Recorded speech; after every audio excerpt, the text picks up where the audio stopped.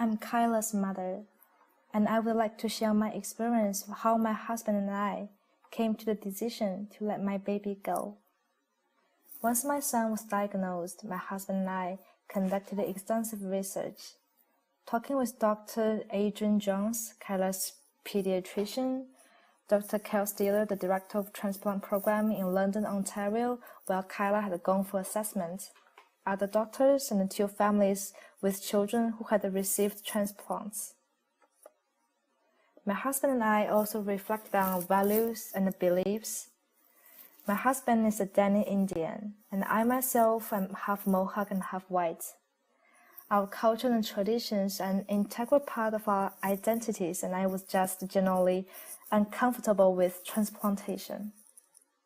I believe that our physical being is intimately connected with our spiritual being, and what's more, putting part of somebody else from another body that had another spiritual identity connected with it, putting that into his body, just the possible implications of that was really disturbing to me.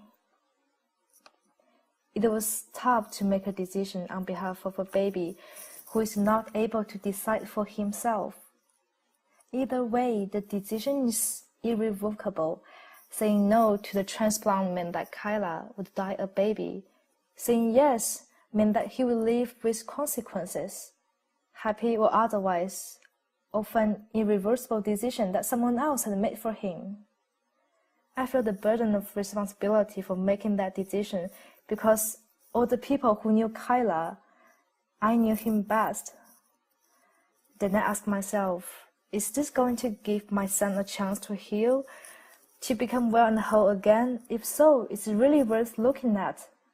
But from what I learned about the aftermath, the effects of the drugs on his body would be like a war zone for the rest of his life. Because of the long-term side effects of liver transplantations, my husband and I felt that the benefits of Kyla did not outweigh the harms.